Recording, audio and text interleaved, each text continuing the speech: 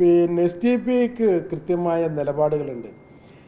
നമ്മൾ ഒരു പൊതുവായി വിലയിരുത്തുകയാണെങ്കിൽ ഈ BJPയെ മാറ്റി നിർത്തുന്നതിലും BJPക്കെതിരെ വിരുദ്ധ പൊളിറ്റിക്സ് കളിക്കുന്നതിലും എല്ലാ പാർട്ടികളും അത്ര ശുദ്ധന്മാരാണോ എന്ന കാര്യത്തിൽ നിങ്ങൾ ഇന്ന് വസ്തുനിഷ്ഠമായി പഠിച്ചാൽ മതി. ഞങ്ങൾക്കതിൽ വളരെ കൃത്യമായ നിലപാടുണ്ട്. അപ്പോൾ അതുകൊണ്ട് തന്നെ ചിലർക്കൊക്കെ BJP പേടിയുണ്ടാവും. നമുക്കറിയാം, ഇന്ത്യ രാജ്യത്തിൻ്റെ പ്രധാനമന്ത്രി വമ്പിച്ച ശക്തിയല്ല BJP. നമുക്കറിയാമല്ലോ, ഇന്ത്യ രാജ്യത്ത് ഇപ്പോൾ അങ്ങനെയാണല്ലോ വിലയിരുത്തപ്പെടുന്നത്.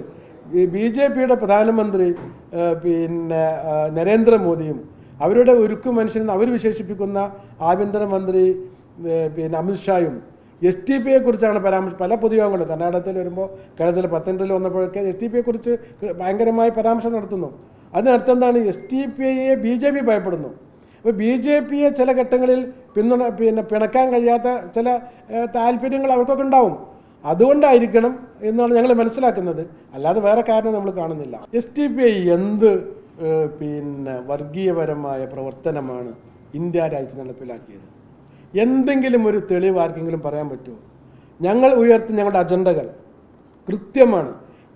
ഈ രാജ്യം നേരിടുന്ന സകല പ്രശ്നങ്ങളും ഞങ്ങൾ ഉയർത്തി കാണിക്കുകയും സമരം ചെയ്യുകയും ഞങ്ങൾ അഡ്രസ്സ് ചെയ്യാത്ത ഒരു ഇഷ്യൂവും എന്ന് പറഞ്ഞാൽ ഇവിടുത്തെ സാധാരണ ഇവിടുത്തെ വിലക്കയറ്റം, ഇവിടുത്തെ കോർപ്പറേറ്റുകളുടെ ഭീകരമായ രീതിയിലുള്ള നമ്മുടെ ജനാധിപത്യത്തിന് മേലുള്ള കടന്നുകയറ്റം, ഇത്തരം കാര്യങ്ങളിൽ, അതുപോലെ ജനകീയമായ പ്രശ്നങ്ങളിൽ, റോഡുകൾ, അതുപോലെ പഞ്ചായത്ത് തലങ്ങളിലൊക്കെ ഞങ്ങൾ സമരങ്ങൾ, എല്ലാ വിഷയങ്ങളും ഞങ്ങൾ അഡ്രസ്സ് ചെയ്യുന്നു. ഞങ്ങൾ എന്ത് വർഗീയമായ ഒരു പ്രവർത്തനമാണ് ഇന്ത്യ രാജ്യത്ത് ഞങ്ങൾ മുന്നോട്ട് ചെയ്തിട്ടുള്ളതെന്ന് ആർക്കെങ്കിലും പറയാൻ പറ്റുമോ? ഒട്ടുമിക്ക കാര്യങ്ങളിലും അങ്ങനെ CPMന് അങ്ങനെ ചില നിലപാടുകളുണ്ട്. PC ജോർജിൻ്റെ കാര്യത്തിൽ PC ജോർജ് പിന്നെ ഇപ്പോൾ മുമ്പത്തിൽ അപേക്ഷിച്ച് ഇപ്പോൾ BJPക്കാരനാണ്. അപ്പോൾ കുറച്ചൊരു സോഫ്റ്റ് കോർണർ ഉണ്ടാവും. CPM ഇപ്പോൾ ഒരു RSS സോഫ്റ്റ് കോർണറിലാണ് ഇപ്പോൾ മുന്നോട്ട് പോകുന്നത്. നിങ്ങൾ ആ ചോദിച്ച സംഗതിയിലൊരു പ്രസക്തമായ കാര്യമുണ്ട് കേട്ടോ. കാരണം PC ജോർജ് ഞങ്ങൾ PC ജോർജുമായിട്ടല്ല കൊമ്പ് കൊടുക്കുന്നത്. പാർട്ടിയെ സംബന്ധിച്ചിടത്തോളം ഞങ്ങൾ നിലപാടെടുക്കുന്നത് ഇതിനെതിരെ നടപടിയെടുക്കാത്ത ഗവൺമെൻറ്റുമായിട്ടാണ്. ഒരു 10-15 ലിസ്റ്റ് ഞങ്ങൾക്ക് പറയാൻ പറ്റും. BJP RSS നേതാക്കന്മാർ ശശികല മുതൽ അഡ്വക്കേറ്റ് കൃഷ്ണരാജ് വരെയുള്ള ആളുകളുടെ വിദ്വേഷ പ്രസ്ഥാനങ്ങൾ കേരളത്തിൽ അങ്ങനെ കേസ് മാത്രം എടുത്തിട്ട് അറസ്റ്റ് ചെയ്യാതെ വിളിക്കുകയാണ്. അതിലെ ഒരാളാണ് PC ജോർജ് എന്നുള്ളത്. ഇവിടെ ഒരു സംവിധാനമുണ്ട്, ഗവൺമെൻറ് ഉണ്ട്. ആ ഗവൺമെൻറ് ഈ വിഷയത്തിൽ നടപടി എടുക്കാത്തത് എന്താണ്? വളരെ പ്രസക്തമായ ചോദ്യമാണ്. PC ജോർജിനെതിരായിട്ട് ഇപ്പോൾ പരാതി കൊടുത്തത് നിങ്ങൾ ശ്രദ്ധിച്ചാൽ മനസ്സിലാവും. STPI, വെൽഫെയർ പാർട്ടി, മുസ്ലിം യൂത്ത് ലീഗ് പോലെയുള്ള സംഘടനകളാണ്. എന്തുകൊണ്ടാണ് DYFI PC ജോർജിൻ്റെ ഈ വിദ്വേഷ പ്രസ്താവനയ്ക്കെതിരെ എന്തുകൊണ്ടാണ് പരാതി കൊടുക്കാത്തത്? ഇടതുപക്ഷ ജനാധിപത്യ മുന്നണിയിലെ ഏതെങ്കിലും ഘടകകക്ഷികൾ എന്തുകൊണ്ടാണ്? PC ജോർജിൻ്റെ പ്രസ്താവന കേരളത്തിലെ മതേതര സംവിധാനത്തിന് എതിരാണ് എന്നുള്ളത് ഉറപ്പാണല്ലോ. വിദ്വേഷ പ്രസ്താവന എന്തുകൊണ്ടാണ് CPMന് അതൊരു പ്രശ്നമാവാത്തത്? എന്തുകൊണ്ടാണ് CPMന്റെ യുവജന സംഘടന, വിദ്യാസംഘടന എന്തുകൊണ്ടാണ് PC ജോർജിന് എതിരെ കേസ് കൊടുക്കാത്തത്? അതൊരു സൈക്കോളജി അല്ലേ അത്? അപ്പോൾ ആ പ്രസക്തമായ ചോദ്യമാണല്ലോ. അപ്പോൾ പറഞ്ഞു വരുന്നത് ഒന്നാമത് ഇതിൽ പരാതി വേണ്ട.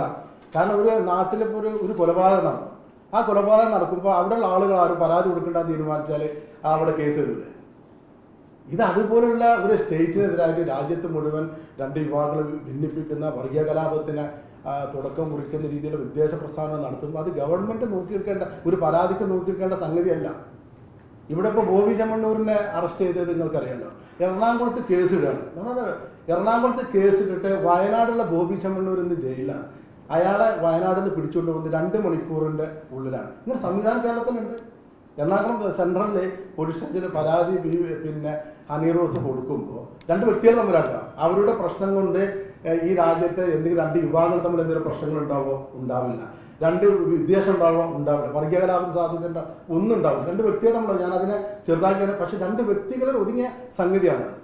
എന്നിട്ട് എറണാകുളത്ത് ഒരു കേസ് ഇട്ടിട്ട് വയനാട് ഏതാണ്ട് 7 മണിക്കൂറെങ്കിലും ഇവരിപ്പോൾ എറണാകുളം പോലീസിലൂടെ എത്താൻ സമയമാണല്ലോ. 2 മണിക്കൂർ കൊണ്ട് ബോബിയെ അവിടെ നിന്ന് അറസ്റ്റ് ചെയ്യുമ്പോൾ ഈ സംവിധാനം അവിടെ ഇതിടുന്നതിന് മുമ്പ് തന്നെ പോലീസ് ഇവിടെ എത്തുന്നു, പിടിച്ചുകൊണ്ട് പോകുന്നു. ഉച്ചയ്ക്ക് 2.5 മണിക്ക് നടക്കുന്ന നിലമ്പൂരിലെ ഫോറസ്റ്റ് ഓഫീസിലെ ഒരു ഇൻസിഡന്റിൽ ആ കേസിൽ FIR 1-ാം പ്രതിയായ ഒരു MLA, PC ജോർജ് മുൻ MLA, ഒരു MLAനെ PV അൻവറിനെ വൈകുന്നേരം രാത്രി 10 മണിയാകുമ്പോൾ ഒരു 6 മണിക്കൂറിൻ്റെ ഉള്ളിൽ അദ്ദേഹത്തെ പിടിച്ച് അകത്താക്കാൻ പറ്റുന്ന ഒരു സംവിധാനം ഇവിടെ ഉണ്ടാകുമ്പോൾ അത് മാത്രമല്ല, മുഖ്യമന്ത്രി പിണറായി വിജയൻ ഒരു അണി റോസിന് വന്ന വിഷയത്തിൽ അദ്ദേഹം അണി റോസിനെ വിളിച്ചിട്ട് അവരെ സമാശ്വസിപ്പിക്കുക. ഒരു മുഖ്യമന്ത്രിക്ക് മുസ്ലിങ്ങളെയും അങ്ങനെ വിളിച്ചിട്ട് സമാശ്വസിപ്പിക്കാമല്ലോ. PC ജോർജ് നടത്തിയ വിഷയത്തിൽ അദ്ദേഹത്തെ പ്രസ്താവനകൾ ഇറക്കാനോ? ശരിയല്ല. ഇന്ന് വരെ ഇടതുപക്ഷത്തിന്റെ ഭാഗത്തു നിന്ന് അതിനെ വിമർശിക്കുന്ന ഒരു പ്രസ്താവന പോലും വന്നിട്ടില്ല. അപ്പം നിലവിൽ പോലീസിന് ഇങ്ങനെയൊക്കെയുള്ള എല്ലാ സംവിധാനവും ഉണ്ട്.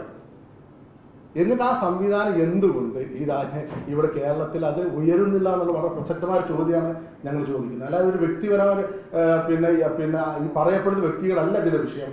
ഇതിനെതിരെ നടപടിയെടുക്കാത്ത ഭരണകൂടങ്ങളാണ് പ്രശ്നം. ആ ഭരണകൂടങ്ങളും പാർട്ടിയും തമ്മിലാണ് യഥാർത്ഥത്തിൽ ഈ ഫൈറ്റ് നടക്കുന്നത്. ഞങ്ങളത് നിയമപരമായിട്ട് നോക്കും. ഞങ്ങൾ അങ്ങനെ ഇങ്ങനെ ഇത് വെറുതെ പോകാൻ എന്തായാലും പാർട്ടി തീരുമാനിച്ചിട്ടില്ല. ശക്തമായി ഇത് തെരുവിലും ഇതിന്റെ പ്രക്ഷോഭമായിട്ട് പാർട്ടി ഇറങ്ങും.